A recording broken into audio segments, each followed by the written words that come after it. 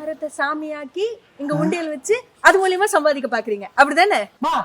என்ன பார்த்தா எனக்கு எப்படி தெரியுது? காசுக்கு வழியில இந்த மாதிரி தெரியுதா? ஐயோ அப்பெல்லாம் இல்ல சார். அது மட்டும் இல்லாம இது சாதாரண மரம், எந்த பிரச்சனை வந்தாலுமே எதுக்குமே ரியாக்ட் பண்ணாத மரம். இத போய் எப்படிமா சாமி ஆக்க முடியும்? மனுஷன் எப்படி கடவுள் உருவாக்க முடியும்? அப்படிதானே இங்க பல சாமி கொட்டி கிடக்காங்க. அதை விடுங்க சார். அப்போ இந்த மரத்தை வச்சு நீங்க என்ன பண்ணிட்டு இருக்கீங்க? அப்படி கேளு. நான் எதுக்கு தெரியுமா அந்த மரத்துக்கிட்ட சுத்தம் பண்ணி அலங்காரம் பண்ணி புடவை கட்டிட்டு இருக்க? எனக்கு வரப்போற பொண்டாட்டி எனக்கு அடங்கி இருக்கணும், அதுக்கு என்ன பண்ணணும்னு ஜோசியர்கிட்ட கேட்டேன். அதுக்கு அந்த ஜோசியர் என்ன தெரியுமா சொன்னாரு? என்ன சொன்னாரு? யாருக்குமே அடங்காம வளர்ந்துருக்க ரோட்டு மரத்தை சுத்தம் பண்ணி அதை அலங்காரம் பண்ணி அதுக்கு புடவை கட்டி கல்யாணம் பண்ணி வெட்டி போட சொன்னாரு. வெட்ட முடியுங்களா சார்? இது கவர்மெண்ட் ப்ராப்பர்ட்டி, நீங்க அப்படி எல்லாம் வெட்ட முடியாது. பிரச்சனை தெரியுமா? இந்த மரத்தை வெட்டினா என்ன பண்ணுவாங்க? மிஞ்சி மிஞ்சி போனா ஃபைன் போடுவாங்க.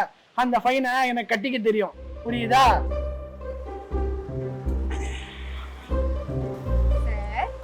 இன்னும் ஒரே ஒரு டவுட். இப்ப என்னன்னா உனக்கு டவுட்? இல்ல சார், இப்போ நீங்க இந்த மரத்தை வெட்டினதுக்கு அப்புறமும் நீங்க கட்டிக்கிட்டு வந்த பொண்ணு உங்களுக்கு அடங்காம போனா அப்ப என்ன பண்ணுவீங்க? என்ன தெரியுமா பண்ணுவேன்? அடங்காத அந்த பொண்ணையும் வெட்டுவேன்.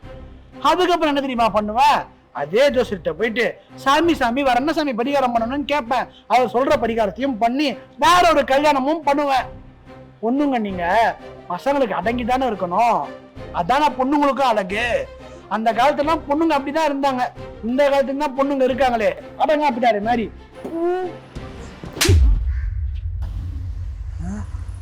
ஏண்டா எவ்வளவு தைரியம் இருந்தா கட்டிக்க போற பொண்ணையே வெட்டுவேன்னு சொல்லுவேன். ஏண்டி குப்பை பொறுக்கி ஆம்பளை எம்எல்ஏ கை வைக்கிற உன்ன?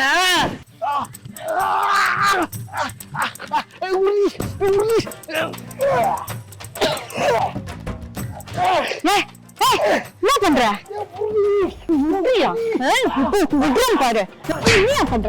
என்ன பண்ற? வெட்டு நான் சொல்லி வெட்டு இப்படியா சொல்? விட்டு 5 நிமிஷம் ஆச்சு, என்ன பம்ப் அடிச்சிட்டு இருக்க?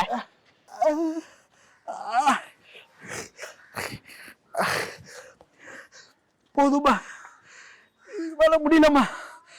அந்த காலத்துல பொண்ணுங்க நீங்க ஆம்பளைங்க அன்னைக்கு தானே இருந்தீங்க அப்படின்னு யார் சொன்னா? அப்படின்னா அதுக்கும் முன்னாடி நம்ம எல்லாம் ஆதிவாசி மாதிரி தான் சுத்திட்டு இருந்தோம். இந்த துணிமணி எல்லாம் இல்லாம இலத்தழைய கட்டிக்கிட்டு அதே மாதிரி மாட்டல. இங்க பாரு, இங்க யாரும் யாருக்கும் அடங்கி போகணும்னு நினைக்காத, புரியுதா? மன்னிச்சிருமா.